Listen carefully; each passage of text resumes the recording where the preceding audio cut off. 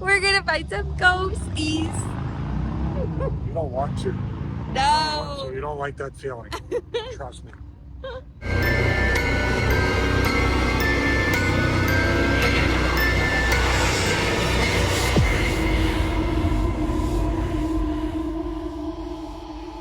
All right, so right now before the ghost tour begins, we are at Ripley's Believe It or Not, which, believe it or not, is said to be haunted in its own right. And that's because a long, long time ago, as you know, or may not know, St. Augustine is one of America's oldest cities.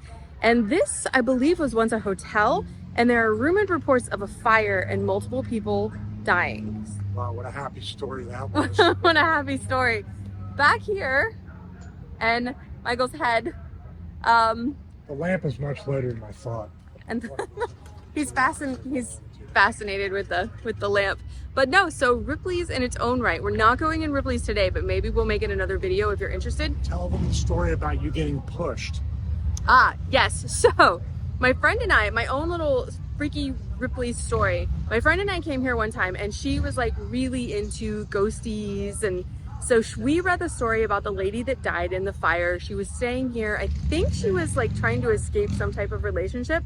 Anyway, so I think it was the second or third floor of what is now the museum. And she was doing like the taunting, and right when you leave that area where the hotel fire scene was set up in Ripley's, there is a staircase that goes down followed by a spinning vortex. And I haven't been in, so I don't know if it's still like that, but that's what it was. And me especially, the non-believer, felt like somebody was pushing us down the stairs. Like I literally was about to turn around and be like, get off my back, dude, because bubble, right? But there was nobody there. Nobody. There was nobody behind us. It was pretty freaky. So I'll give you that.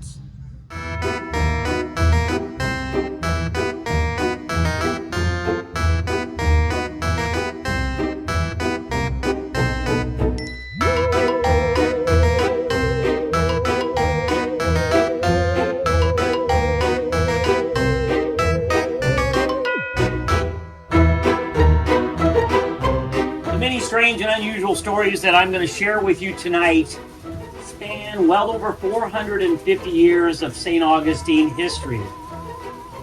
Now, for the next hour and 20 minutes, what I would like to ask of everyone is whether you're a believer, whether you're a skeptic, or somewhere in between, keep an open mind. Normally, supply ships coming from Havana, Cuba were great news for the struggling town. Not so much this time, you see. When this ship came into the bay, she ran aground. Well, a party was quickly assembled and the ship was boarded, only to discover not one living soul on board the ship. How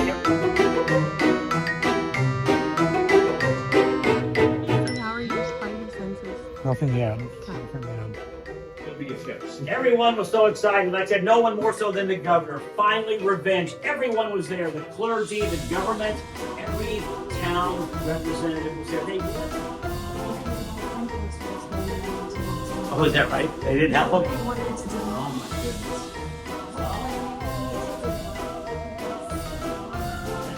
very comfortable. Bye. Bye, Mr. Executioner. Until next time. Until we meet again to this day. Well, you see, during the 1920s, there's Henry Flagler sitting right in front of his bench, in front of Potter. We'll talk about Henry in a little bit. But anyway, during the 1920s, this was prohibition. No alcohol could be sold or served here in the United States. Mrs. Bradshaw owns the Casablanca. Two of her best patrons would often stay in the marina. I used to stay here.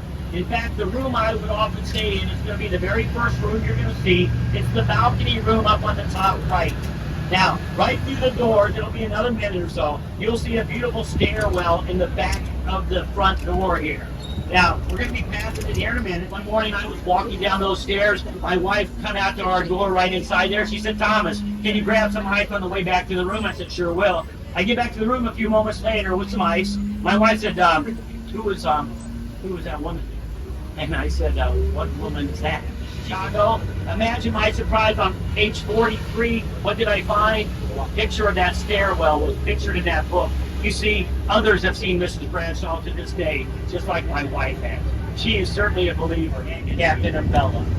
Now, to this day, you see all the boats here? A lot of people stay in their boats at night. A woman in a dress has been seen, a silhouette, an apparition on the top of the gun decks. Spanish soldiers have been seen parading around the fort. Even cries of help have been known to come from some of those cells. Now, folks, I do need us to stay together. We're going to go through the kitchen into solitary confinement. Look at the photo behind me when we enter. I got a story about that picture. Ladies and gentlemen, I present to you the old jail. All of the professionals have spent time in here the night here.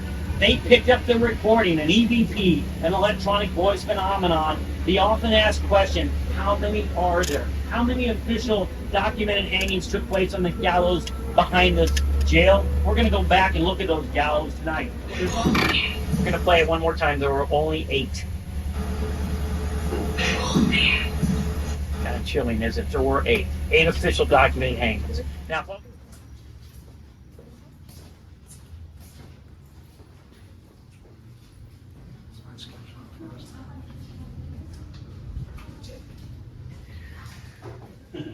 it is kind of creepy. Well, howdy, y'all. My name's Cassie. Now, I don't really know why y'all wanted to be here, especially as the sun's setting. Oh, I know. That history teller's brought y'all in here, didn't he? All right, Steve Johnson's boots. Now, they ain't much to look at. They're just, boots. Now, Steve, he knew that he was guilty and the state was justified in what they did. That's why he had nothing to say the day of his execution. He did kill a man, all right? Yes, he did. But it was a justifiable defense. You see, one night we was all out for dinner together, and this man across the bar, he started shouting all these unsavory things about Charlie's wife, and... Fellas, y'all would stand up for your girl, wouldn't you? All right, we survived. I survived. Did your spidey senses go off at all? Yes, as a matter of fact, I was pointing to that cell. Yeah. To my left, you took some pictures. I took some pictures. And I said, I feel like it was like kind of like a barrier not to go in there. We didn't know anything about any of the cells, who was placed in what cell. That was the death row cell that they stayed on right before they got hanged. I was like, I looked at him and I was like, do you feel anything? And he's like, I feel like somebody is like keeping me from coming in this one cell. Only the one cell though, right? Only the one cell. I walked in the one across the way, but we did that a couple of times, and then they finally said, oh, that's where all the death row inmates were before they got hanged. It's like, makes sense. Makes sense. Spidey sense still works, unfortunately. I don't have spidey senses, y'all. I'm so sad. Are you really sad? No, I don't. I don't want spidey senses.